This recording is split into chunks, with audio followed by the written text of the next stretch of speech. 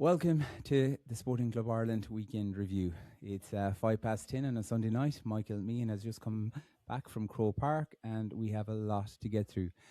Galway finally climbed back to the summit of ladies football. Roscommon are the intermediate champions. Antrim lifted the junior title. Ireland took on Australia in a historic AFLW international. Daniel King rolled himself into Galway Race Week folklore. Irish clubs continue to fly the flag in Europe. Pierce O'Leary came up short last night in Dublin, and lots more. Michael, good evening or good night. Good night, Mark. Yeah, 10:05. What else would you be doing on a Sunday evening? I couldn't Kids wait are to in talk bed, to you. so yeah, kids are in bed, and like you said, we're not long in the door here.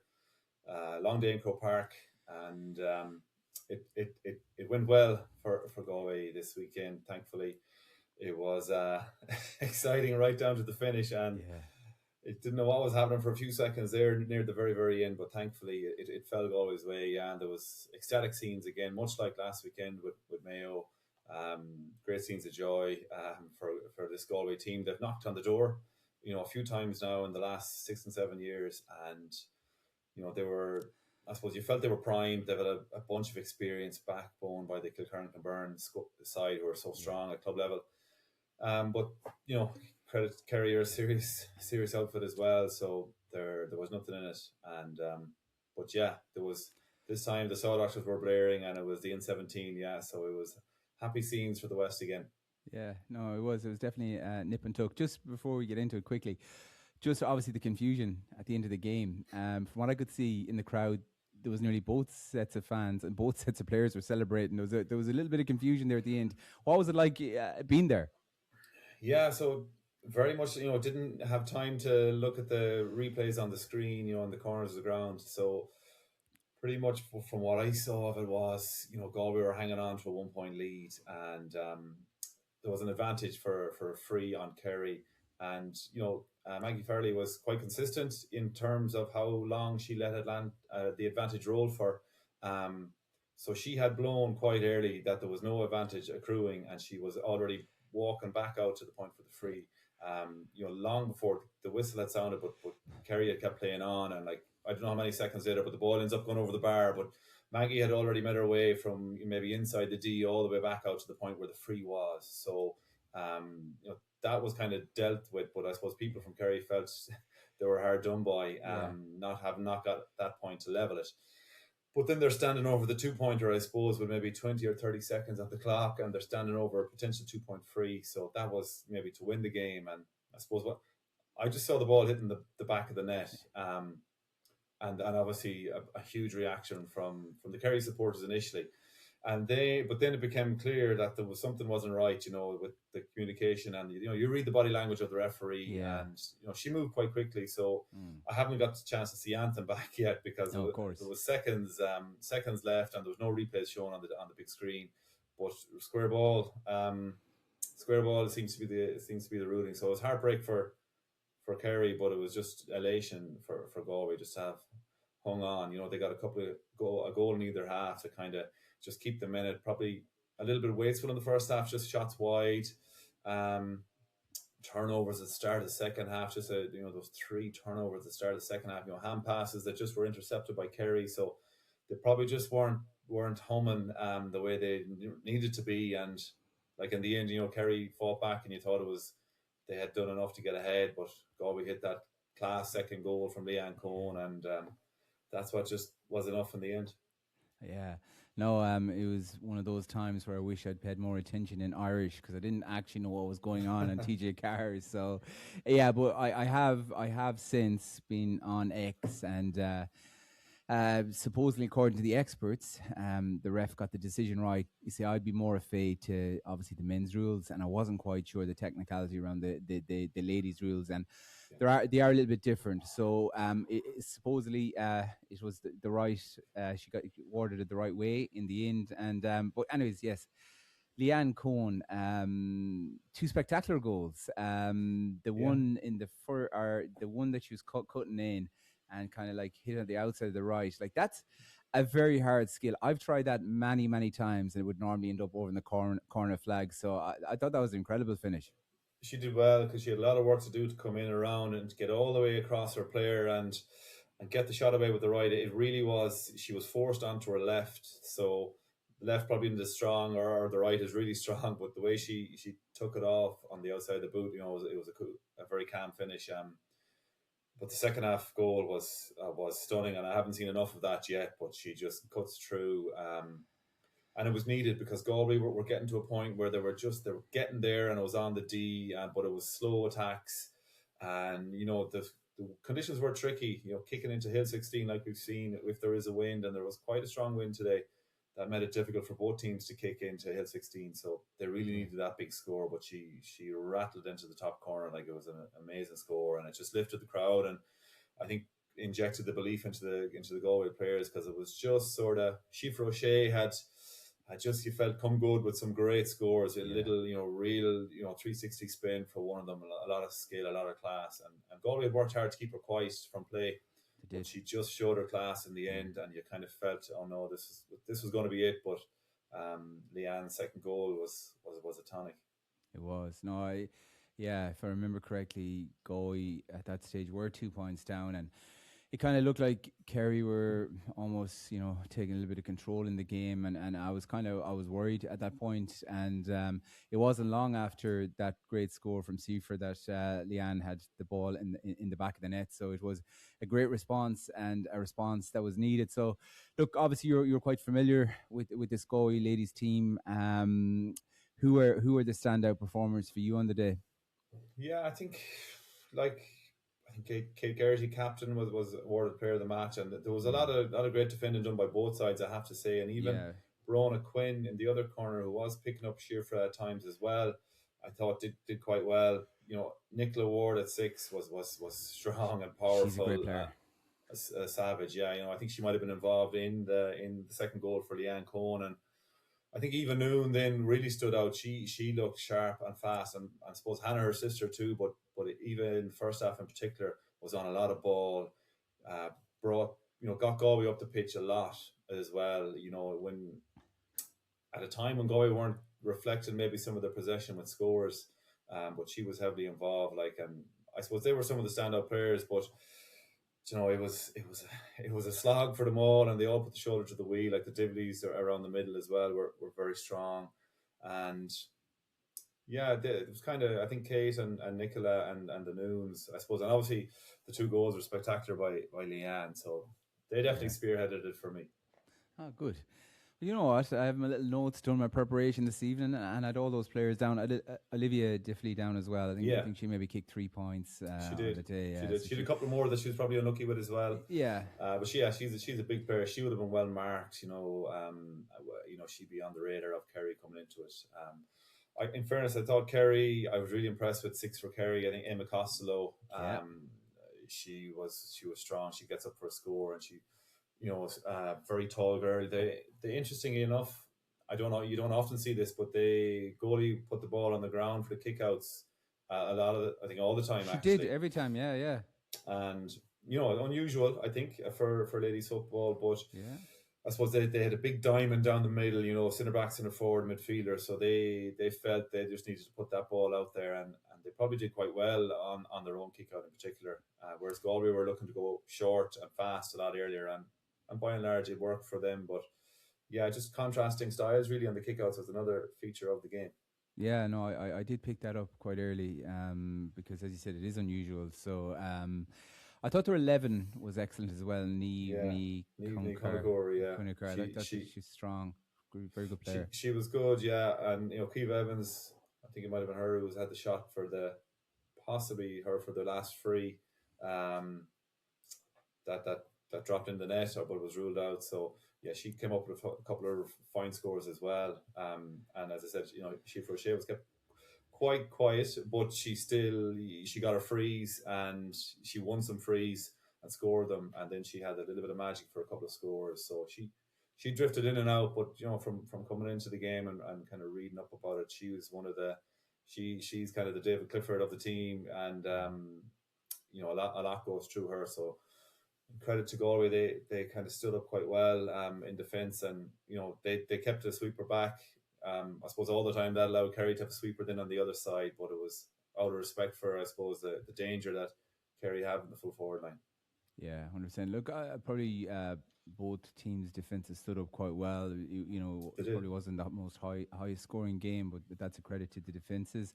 You mentioned Eva Noon, actually. She was very lively. She did a great turn of pace, and she got a Yeah. great score as well at a key time as well. So, look, no, look, great win for Galway. Maybe the finish wasn't as controversial as it looked at the time. And look, it's the first since 2004, I think, is it? Or am I Yeah, wrong there? Yes. and second ever, Yeah, that's yeah, if I'm not mistaken. So yeah, huge. The yeah, 24 was Kerry. Kerry won well in 24, and I think was it 18 or 19. Galway were up before against Dublin, a very strong Dublin team yeah, on a very wet, cold day. I remember back in September when it was back then. yeah, Dublin dominated that one, and Kerry did the last time as well, but. I think Galway have a lot of the same team. They've kept their players together. Probably just at that right.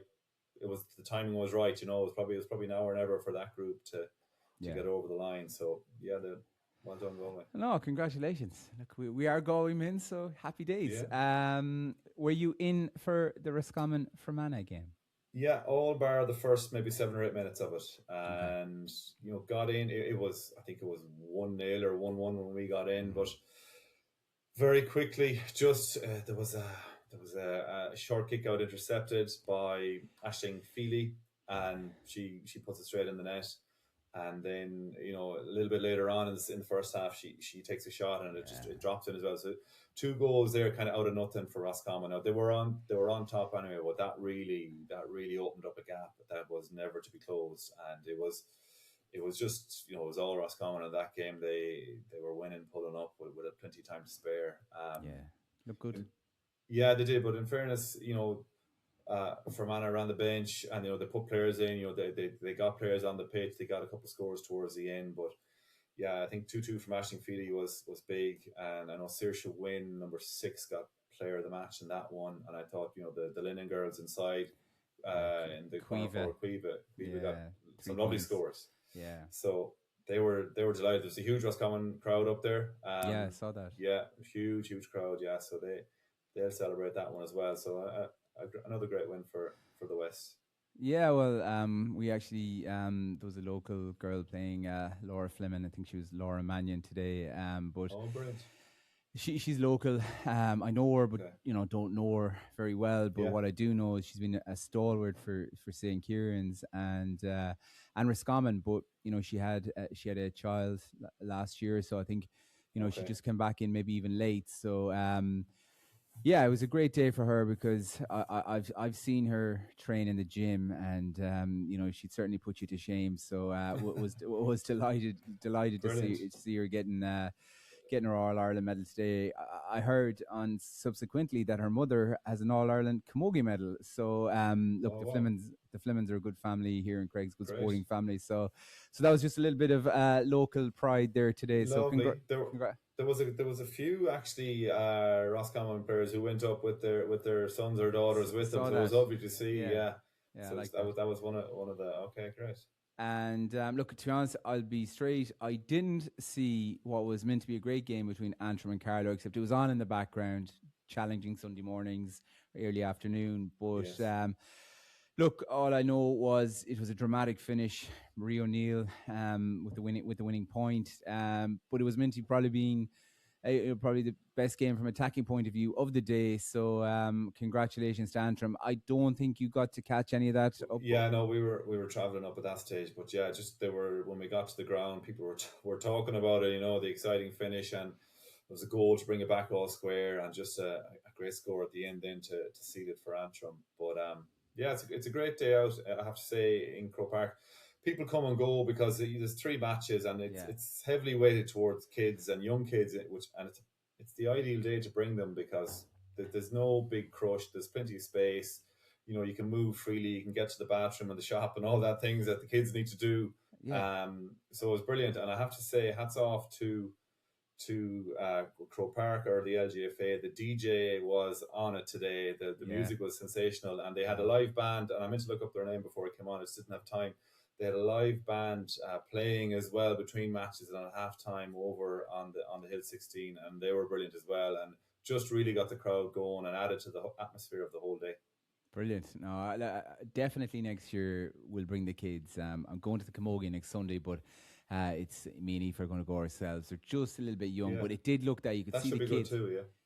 You could see the kids even, every time there was a score, the camera did brilliantly zoomed into the kids and the excitement. It looked a great experience. So, no, definitely will be a date in the diary going forward for as you said, a kids' day out. And look, congratulations to the winners today, Galway, Roscommon and Antrim.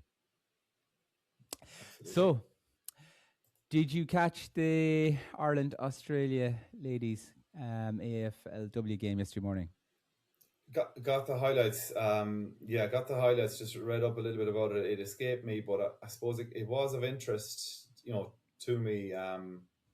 There's been a sort of a brain drain from the LGFA to Australia over a number of years. There's a lot of super GA players out there. So when this game came about, you're wondering, how is it going to go? I suppose it's kind of a warm up to their season, but I suppose in the end, Australia, the larger playing pool to draw from, and maybe the more natural players haven't played it all the way up. They came out on top, but I think the Irish girls, from what I can see, they did quite well in patches. I know not 91-41, but the ground was sold out, and I think a large part of that would be on the back of the Irish. And there was a lot of complaints too that it wasn't played in a larger ground just to facilitate more people who might have went there. I saw Vicky, the Great Wall of Ireland, Vicky Wall put in an unbelievable hit at one stage as well. Dude, that's going viral. It was. She's class, and I know Orla O'Dwyer. I remember watching her before she went out. She was an unbelievable footballer. And she played quite well as well. So, did you see a bit of it? I did. No, I watched it all of it. But was going to make a point before I talk about it. So obviously, I think, is it 46 players we have out there at the moment? That might not be the exact number. Okay. And, could you imagine if we had those 46 in, the ladies football championship? Like, obviously, they're all high quality players or they wouldn't be out there. Yeah. So, but at the end of the day, they're professional athletes. They're getting paid to play out there, and it's a massive opportunity. And as of yet, that opportunity, there isn't as many exists. So it's very hard to turn down. So from one point, when you're looking at it from the Gaelic side, you're like, okay, look at Vicky Wall, look at Sarah Rowe, look at Orla, look at all these class players that would be brilliant for our game in Ireland. But at the same time, it's very hard to compete when the lifestyle, the salary, and everything else that they get out there. So it's just when I looked at them all yesterday, because their names I'm familiar with and all there, and today was the day for the All-Ireland ladies finals. It just kind of struck me as like, but I don't see, and we're not trying to solve this problem now, sorry Michael, but I don't see anything that can be done in the near term, to be honest with you, because it's too much of a, it's too much of an appeal. The lifestyle, and they seem to be treated not like rock stars, but they're very popular. I follow a few of them on Instagram, and it looks like a great lifestyle. The professional league they play in, it's very well attended, so it's quite exciting. So sorry, I didn't mean to jump into that point. It's just something that struck me when you see them all in the one place. But as of the game, Australia, like, you could obviously see that these people have been playing it from a young age. They had some very exceptionally tall athletes, in fact, where I'm not sure, in the restart in the middle, I'm not sure Ireland won one all day, and it wasn't from lack of effort. When Ireland were kind of transitioning and playing almost like Gaelic football, hand pass, they looked great. And there was a young girl, I think her name was Blaheen Brogue, scored 3 goals. She did, yeah. For Mana, I think it would be her county, Blaheen Brogue, yeah. Yeah, and then there was a spectacular goal as well. You see that one? Did you see that goal? Yeah, kind of it's a bit of a soccer style finish. It was quite cool. So I know. They were loving that.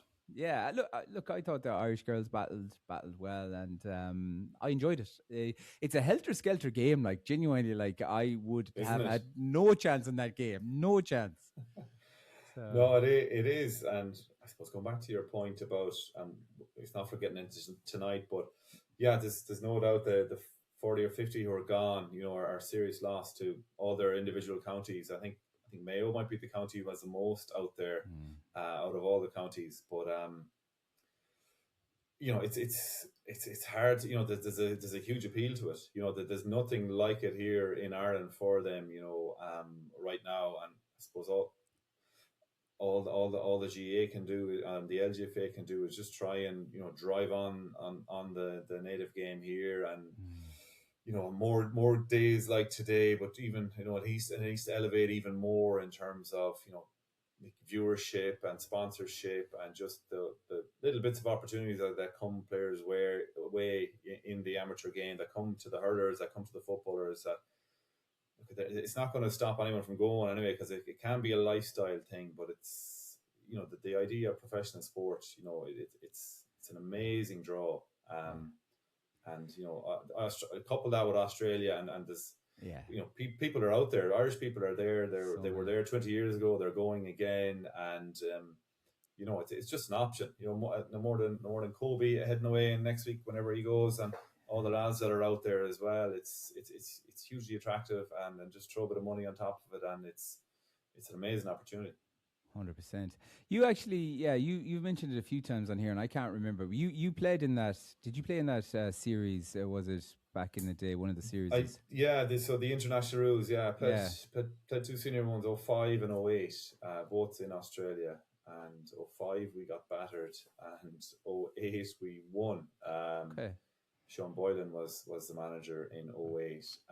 The great famous Sean Boylan. Met him last week. Yeah. So he's still going strong. He's a super guy. So yeah, we had two great experiences, and but they were the 05 was it was kind of getting physical around the day in 05, 06, and things were getting serious. So we weren't at the races at all. And then 08 there was a lot of heat on it, because it had been such a bloodbath for a couple of rounds. There was a real emphasis to try and make it a success. So it wasn't as physical, and it was a bit more of a football game, and we just got there in the end over the course of the two games. Was it helter skelter like what I saw yesterday morning? It would be, yeah. Because it's, I suppose, the more you kind of played it, the more you become accustomed with the rules. And Mark, from rugby, I suppose, a little bit, the hardest thing to do was just to switch on and say, when you're beside someone, you can wrap them, and that's and we were just slow. We were slow to get that, whereas the Aussies would be in straight away. But that was certainly the case on the first tour. But anyone who played more than one tour, that just became second nature quicker. Yeah.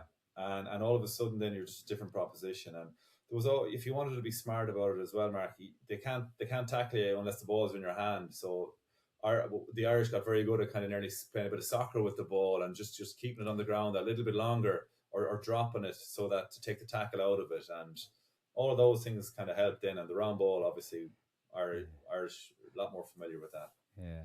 No, I loved. I just couldn't recall it. I loved those series. Like, I'd love to see it again. Yeah. But no, I just said I'd ask you that, and I suppose that gives us a nice pivot into the men's AFL at the moment. Obviously, we've interest with Oisin Mullen, Mark Kane, and Conor McKenna. It's getting to the business end. Have you seen anything of that? Or I know it's hard to see everything. Have you seen anything? What's going on down there? Not much yet, but I know it's kind of getting to the stage now where they'll be pushing on into the final rounds, and see what happens then when they kind of group them at the end. But the most thing that caught my eye out of that was the little bit on Oisin Mullen last week. I was going to bring that up. Yeah, about and like he's doing. I do know, like, he's tagging all the big players. And he's doing an amazing job. Like, he was a super baller when he went out from here. He's gone a few years now, so he's really excelling. But the idea, or the thought, fair play to the Mayo lads thinking outside the box, just to kind of pose the question and see was there any chance of getting them over for the All-Ireland final. But I suppose they didn't need him in the end. But I'd say he would have jumped at it if he could have.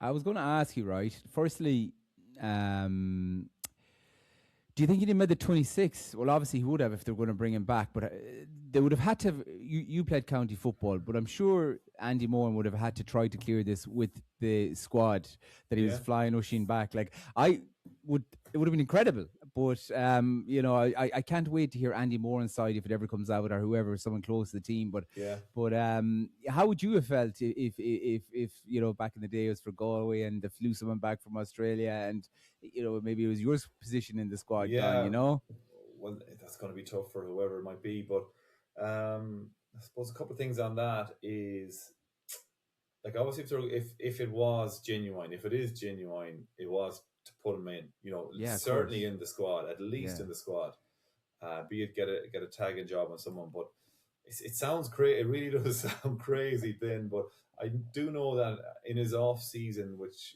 probably last winter, he linked up with the Mayo squad and did a little bit of training with them. So.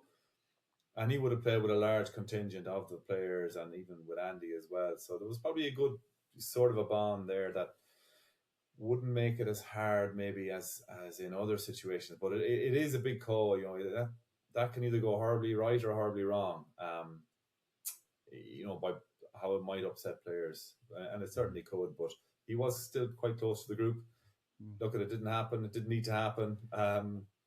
It would have been a great story, for Oisin as well if it happened to pull it off. But he's just he's week on week, and they're into the business in now. So he was never going to let home realistically. I think that's probably it, because I've heard him being questioned about a couple of times by the Australian reporters, and he's been very open in the fact that a conversation happened, and I think it was probably his manager that probably didn't run with it, because I'm sure he'd have jumped at the chance. But anyways, look, it didn't happen. Would have been very it would have been extraordinary, and someone you look forward to hopefully getting back one day. But Geelong, they found themselves in 7th now. The Brisbane Lions are 5th, and Adelaide Crows with Markane are 4th. So they're all in the mix, and they have a new playoff type system this year.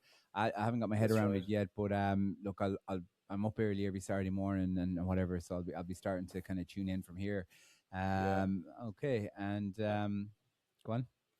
No, I think from now on, a lot of our listeners will kind of it's from here on in that, I suppose, unless you can kind of commit time to it, but the games the serious games are not far away now, so there'll be people will be tuning in from here on.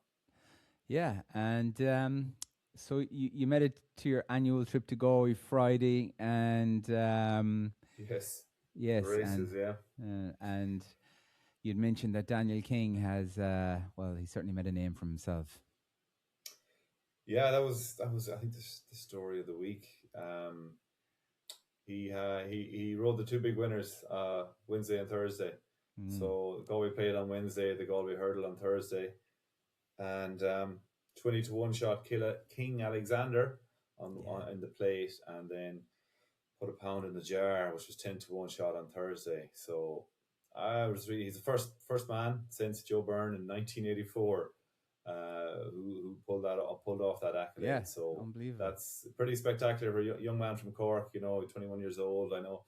Well, in jockey terms, maybe that's not as young, but he has a long career ahead of him, and that's sure he's going to launch him. Up a couple of levels now. So fair play to Daniel. And other than that, I was there Friday, and nothing to report. No winners to pick up. Few bets with the tote, but it's certainly is kind of it's a social thing, really, as much as anything. Huge crowds there on Wednesday. Big crowds were good all week, I believe, and there's no doubt the Mayo celebrations took from the crowds on Monday, Tuesday, maybe even Wednesday, because a lot of people would come up, but they had better things for doing in those days down over the border there. So, but a good week in Galway, and the weather, it's always key, relies heavily on the weather, and the weather wasn't bad. A little bit of rain today, but that's the big Galway festival over for another year. Yeah, and you did just, I want to throw this in anyway, but you did mention the Mayo celebrations. I don't think we've ever seen the like, or will ever see the like again. Every day, every pitch, absolutely jammed, packed with fans, supporters. If I was 6 years younger or 7 years younger, I would have been in Mayo for the week, but it looked incredible. Like, I mean, what a welcoming everywhere they went. And I genuinely think it might be a Netflix documentary. It went so crazy, and I enjoyed seeing every bit of social media clip around it and whatever the players were posting. It just looked brilliant. Like these guys were absolute rock stars for a week. I feel sorry for any of them that have to go back to work on Tuesday. Yeah, I wonder. Yeah, I think they need a bit more time than I that, think they maybe. But would. hopefully, they've got a sound boss to give Yeah. them a bit of time. But yeah, it was an intense week. But you just knew from the emotion and the atmosphere in Croke Park, really, from the final whistle on. There was something special about it, and the weight and I suppose the starvation and the near misses, they really just it boiled over. I think it boiled over is a nice way of putting it, but Yeah. it just went back to back to back. And in fairness, there's a Mayo man, or there's a few Mayo men exiled in Caltra here, but All right. one of them was on the bus with us in for the races on Friday evening, and he's heading down to Mayo now for this week on holidays, and I'm sure he's going to catch up with a little bit of the mayhem. But he was just saying he still gets, the hair is still rising the back of his neck when he thinks about it, and that's genuine. And Oh yeah.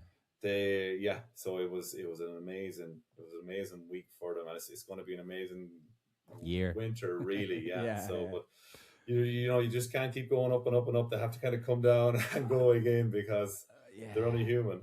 Well, They're only that's human. that's what I was thinking, because back in the day, Michael, I would have been a man that might have gone missing for a week, and that was without any going up. So All Ireland Yeah. champions, rock stars everywhere they go. I was just thinking, oh my God, when they actually do have to come back down and face a day's work, whatever it is they do, maybe some of the teachers.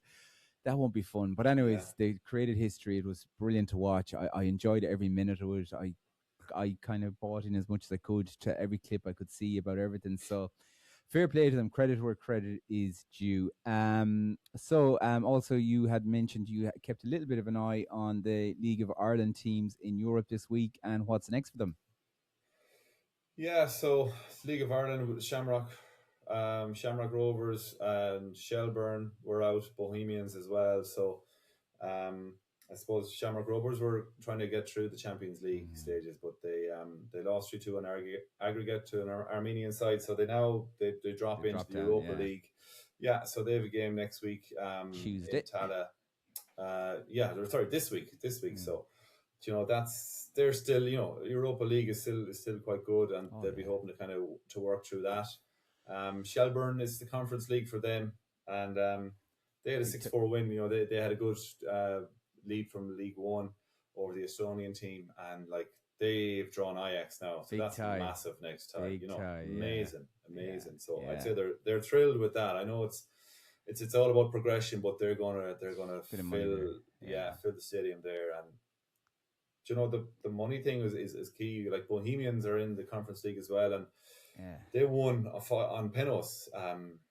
They forced it to 4-4. It wins to extra time, goes to penalties, and they score their 5 penalties.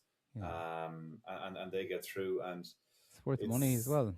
Good bit of I money. think like I was reading on RTE like that they're going to get a minimum of just over 1 million in prize money for and that's That's massive huge for money them. for the Huge, yeah, for yeah. the Irish teams. Yeah, and Yeah. there's a ripple effect across. So I think it's like it's great to see that the certain players starting to move from Ireland across the water again, and there's a little bit of I think even League of Ireland TV and that there's a lot there's an effort being made there now. I know you hear all these things about Ireland and its comparable countries of size, in terms of population, and how far off we are with in the professional structure and the coaching structure. But it's going to be difficult. Like that comes down to funding. But little bits like this are going to help, and hopefully the clubs can kind of put the pressure on just to get more money and try and get the structures in place to build up, because it still is, you have hurling and football and rugby and soccer, football, whatever.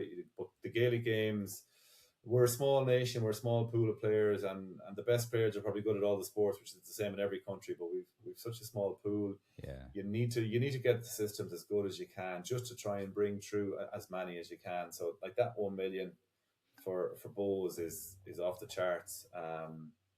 Absolutely, that's going to have a phenomenal impact on their club. Yeah, and they play Michelin, I think, is it? Or am I Yeah, wrong? Denmark. Yeah, Yeah, yeah. In yeah. next week. So I was actually at a briefing with the FAI there a couple of months back, and they are really trying hard to push academies, push coaching, push funding to, as you said, kind of get to more even standing with at least the team or the countries that would have similar playing pools and stuff like that. So they Right. are working really hard, and look, it's nice to see these guys having a run in Europe. It was obviously great to have Pico in the World Cup because that's Yeah. brought a whole new fan base as well to Shamrock, and he's flying. He's everywhere at the moment. Although he did get sent off, I think, the It other did. night. It So did. It can happen. yeah, look, I think there was 5 Premier League games over the weekend, 4 draws, and Waterford beat Shelbourne. So it leaves the standings. I just want to make sure I don't understand something right here. So I think Shamrock, yeah, St. Patrick's and Bows are kind of the front three with Shamrock have a bit of a gap at the moment. Yeah. So yeah, look, hopefully interesting week for the League of Ireland teams. And on to a bit of sad news. Probably I'd say we both were the same kind of age, probably watching Vintage. Channel Yeah. 4 and Yeah. Golacho and all that kind of Yeah. stuff. So Yeah. a sad loss of Franco Baresi. Yeah. Well, he was incredible, and I suppose his best stuff was probably even before I really remember him. But he died. He died a young 66 there last week. But he played over 700 times for AC Milan. Back in the time where there weren't as many matches, as there are now with Club World Cups and all the different cups. And when AC Milan go and retire his jersey, that is and when I think of AC Milan, you think it's just like one of they're kind of the elite clubs in They Europe. were, So yeah. to do that for him, for them was massive now. So yeah, that was sad news. In fairness, he's just one of those figures. He's kind of he's up there really. But yeah, Franco Baresi, R.I.P. Yeah.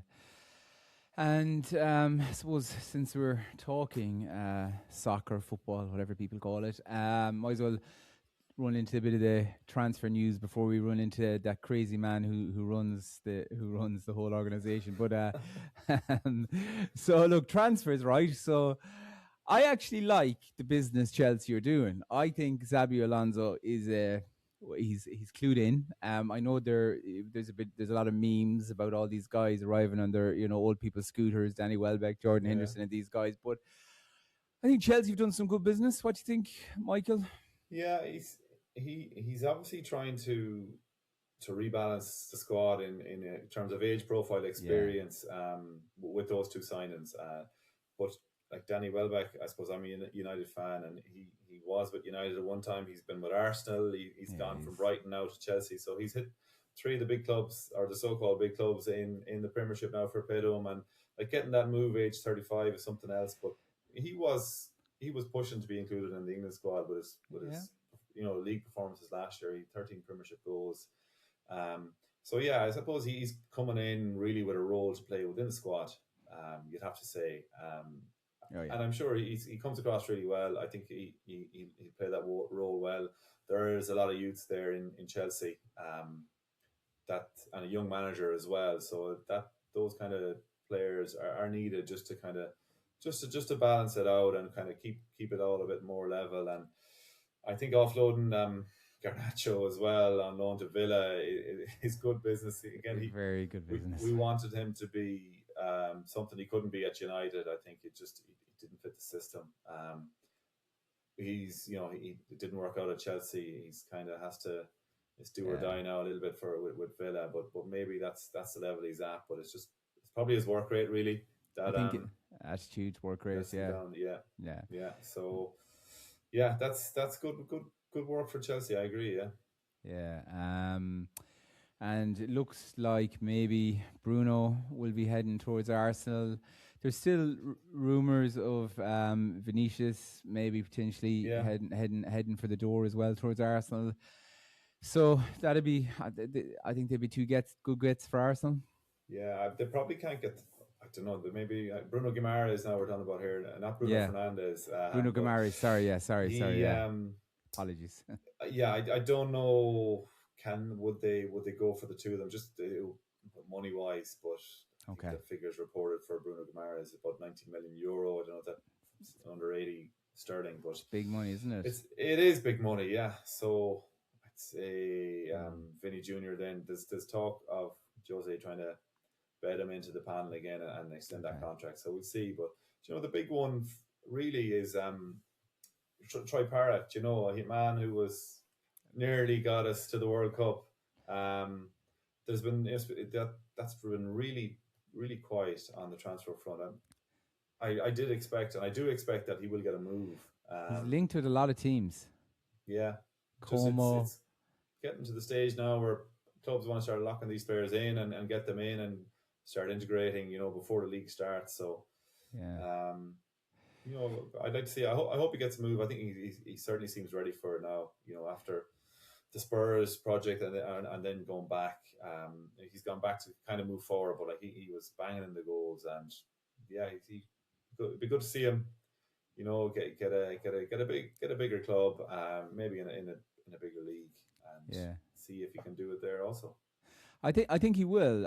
He was left on the bench today for their game, and they always kind of assume that there's probably a reason behind that. But supposedly Como are in for him. Now they are saying PSV and Ajax are also in, so obviously that's the same league, but I don't know. And I think it's Crystal Palace and Fulham are the two Premier League teams. So be interesting. And lastly, Eddie Howe moved on from Newcastle. So he's a good manager. So whatever he did, does. and he kind of the terms that he seems to have left in as well, or it's kind of admirable. It was sort of a parting of the ways. There was nothing.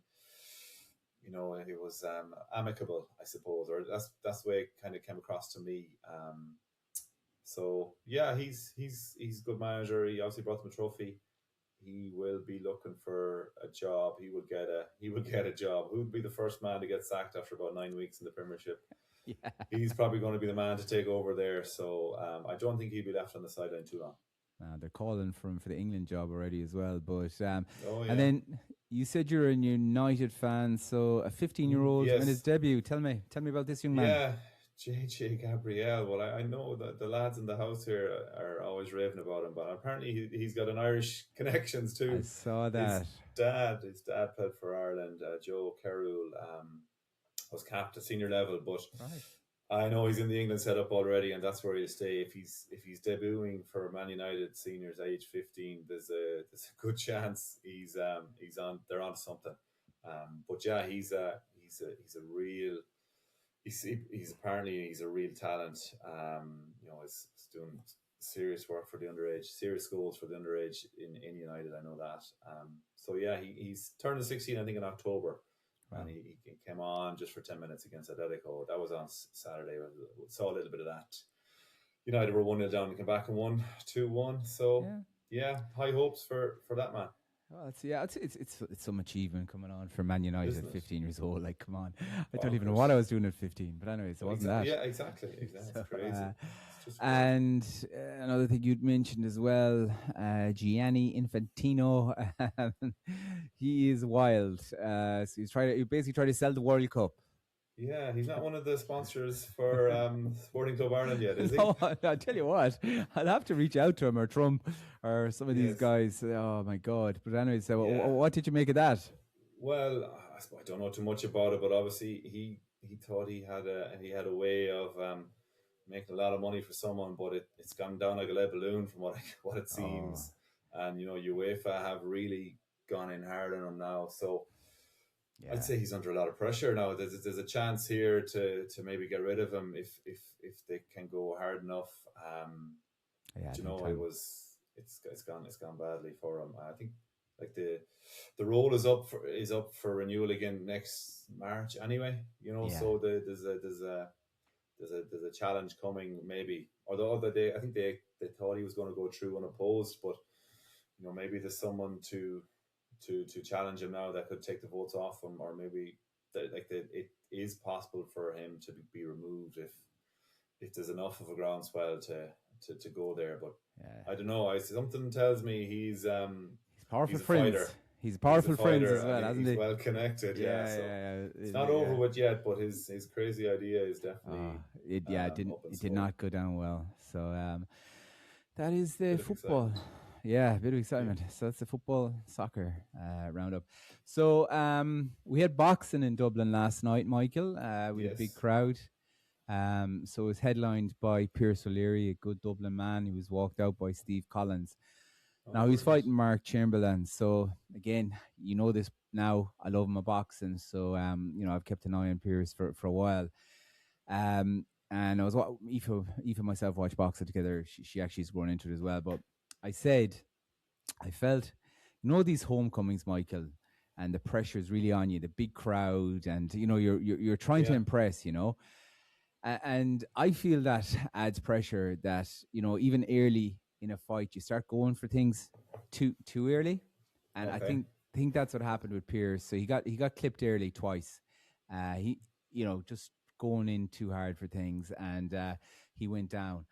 But he recovered and fought bravely back, and he got himself back to level going into the 10th round. And it looked like Chamberlain was losing his punch power, and Pierce was walking through his shots at this point. So it felt like he has it, and I was feeling good.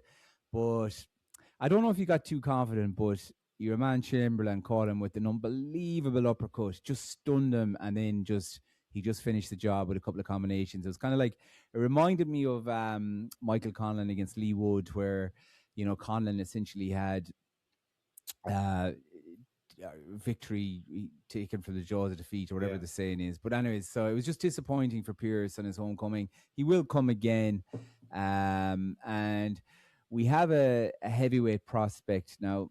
I'll do his name wrong because I'm bad at pronouncing names, but Adam Olanian. I met him down at a Katie Taylor thing down in Killarney in January. Now, huge man, but there's real hype about him. Like, Okay. not just an up and coming guy who's going to challenge a kind of European level, or that kind of level. They Yeah. Yeah. expect he will go the distance. So he had another second round knockout, and there was some other. Stephen Cairns won. Now there was another. The last one was Gary Cully bet Lee Reeves, but Lee Reeves actually has ended up in hospital, and Okay. he's in poor shape. So fingers Right. crossed he will. Yeah. He'll come out of that, because obviously boxing is a tough sport, and he's stable but critical is how they describe him. So fingers crossed he comes Okay. out the other Yeah, side. for So, sure. but that was the boxing. It was, again, Dublin loves its boxing. There's another Zuffa and Dana White have a card in Dublin again next week. So look, it's and then obviously you're leading into Katie Taylor in September. So boxing is quite thriving in Ireland at the moment. So yeah, that's my Good boxing stuff. roundup. And you had Fitzy playing against We Caltra.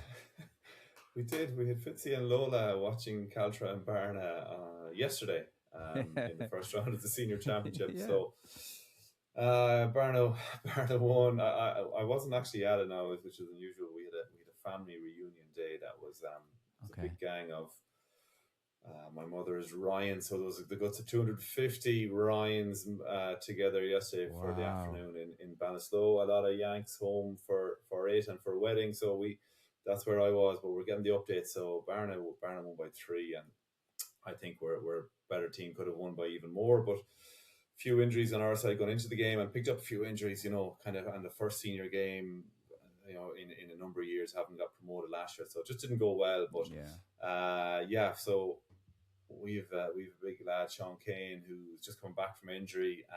He's 6'5", I'd say, on a good day, or maybe 6'6". So he was sprung and put in the full back line. So Fitzy was sprung then to go in and tag him. Yeah. So, but he didn't have too much to do. I think Fitzy the game only for a few minutes, and Lola was there checking out her first GA game. So I'm sure we'll find out what she thought about that somewhere along the way. No, it's all over everywhere already. Wait, sorry, Is just it? gonna was it in Caltra? Was the game in Caltra? No, it was on in Athenry, Kenny Okay. Park, Athenry. Yeah, Neutral venue. Okay. neutral venue. Yeah. Okay. No, that's fair enough. Okay. Well, so Craigs were playing. Craigs were actually playing. Yeah. So they had actually a good win yesterday. 20 points at 12. Shane Dowd was on fire in the first half with a load of 2-pointers. with a guy who's been in Australia, into Conran. He's back, and it's like he never missed a beat. Unbelievable. And the usual guys for Craig's, Matty Brown, Yeah. The guys who've been kind of carrying Craig's for a long time. Darren Gately was back, so it was good stuff. Our goalie Sean O'Rourke hit 2 lovely frees, and I don't want to keep naming people, but when championship rolls around, you're kind of like, you're wishing you were there. You're like, I actually watched it on Clubber, because I think I told you I'm potty training my young man, so I wasn't going to bring in that. I wasn't bringing that. High So. risk, yeah. How's that going? Oh, well, our first one was in the middle of the kitchen floor. Here, look, Dad, I did it. So, fun times. It hasn't gone well at all, actually. It's been terrible. Stick with it. Stick with it. So, look, it was good to see Craig get the win. As I said, I didn't go to any league games this year because obviously just retired. You kind of you want to still be part of it. So, but now that I actually injured myself in the gym, I will go to the remainder of the championship games. And look, they look good. I'm impressed with their system. James McCaig, who's been there for a million years, you may even have played against him. He's an 8 and 9 out of 10 every single game. He's unreal. And Indo O'Rourke, another kind of in his latter years, kicked some great scores. So that's all my shout outs for Craig's. But I was delighted to see them go well. And that's really it. Was there anything else? Yes, we are going into our sports star of the weekend. You didn't want to give the Calder players any shout outs who scored 10 points or anything? No, I can't. No. There's none of that this week. Maybe the next round. But, who have you got for the sports star of the week? No, it wasn't on. No, it wasn't on Stream Sport. No. Stream Sport had to go. Yeah, no, they had other games on. Yeah, so we'll fly through this now because you're tired. So I have who have I? I have Daniel King, Olivia Diffley, Kate Garrity, Marie O'Neill, Vlaheen Bogue, and I think that was. Apologies. I also had Aisling Feely. So there you go. That was our sports star of the week. Sorry, put together late. Very good. Yeah. No, I think there's a lot of good potential worthy recipients there, but I'm going to go with Galway's captain and Kate Garrity. Genuinely for what she's done all year. She's like all captains actually that I heard today as well. She spoke really well. I think it was Helena Cummins for Roscommon, the goalie, was captain, and she spoke equally as well. But Kate Garrity has been she's a real leader in that Galway team, and she worked tirelessly there today. So I'm very happy to send it her direction. Who are you going for? I was going to go probably that direction, but you know what? I'm going to go with Daniel King because to win both those big races in 1 week is incredible. So, and I've heard him interviewed a few times online this week, and he comes across as a great young fella. So that's who I'll go with, Daniel King. He'll be a superstar as well. Yeah, brilliant. Well done, Daniel. All right, so and then we're nearly done. You can go to bed. So the big call. The Camogie, Galway Cork. We know what we're going to say. We do, yeah. But I will go back to this night last week, was it? Or I can't remember exactly. Yeah, this night last week, and definitely of all the 4 teams that weekend, Cork looked by far the better team. So I have a fair idea that they would be the bookies' favourites coming into this. But that's what the head would say on this one, but we'll go with the heart, and we'll hope that Galway might get one more victory. This is the 3rd senior final, the hurling, the ladies football, and the Camogie, which is pretty exceptional. We had to win 1 out of 3 would be okay. 2 out of 3 would be super. So we'll hope for it. Hope for it. Absolutely, and I think Antrim play Laois and Armagh play Cavan in the other 2 games. I don't know enough about them to make a call. Would you know enough to throw a hat in the ring? No. We'll leave. I honestly don't. Yeah, and there's not much to call really. So, do you think any of the Irish teams will get a win in Europe? Yeah, are all games on this week? I'm not even sure. Shamrock Rovers They're are all playing Tuesday, Shelburne they're are definitely playing playing Tuesday. Thursday, and Bohemians are playing Thursday. And I checked Oh this yeah, out before I came on because you were a oh little bit class. late back from Dublin. I had time. Yeah, I bought you a bit of time. You bought me time. Oh, I think oh geez, the Ajax. Do you know what? I think we'll go for just Come on, Chels. the joy of playing it. Exactly. I think Yeah. they'll get a result. Maybe like I think a Draw, draw is a yeah, result in yeah. that Draw one. is, of Yeah, course, a result. Yeah, imagine the that's atmosphere would be such a unbelievable for prize. that. Such a Yeah, prize playing there. Yeah, yeah, 100%. And look, there's a bit on. The Dublin Horse Show's on this week. My sister's mad in for that. And look, Brilliant. we're getting close to Premier League now as well, so that'll leave us plenty to talk about. And New Zealand kick off their tour in South Africa this week, I think, against the Stormers on Tuesday. So we'll have enough to keep us going, Michael. Bedtime for you. Thank you very much. I know you're going camping now for 4 days. Am I correct? A little bit, yeah. A couple of days in Mayo, a couple of days in Sligo, yeah. So You're we'll enjoy week that. late in Mayo. I know, I know. I bet you I'm not though. No, you're not. I doubt you are. Yeah, I'd say a lot of yeah. people So have either quit their jobs or taken extended leave, or yeah, so the yoga retreats. yoga. Yeah. All right, listen. As always, appreciate your time. Great chatting to you, and thanks for the insights. And yeah, listen, enjoy your 4 days holidays, and I'll chat to you on Friday. Live the dream. Sir, thank you. Thank you.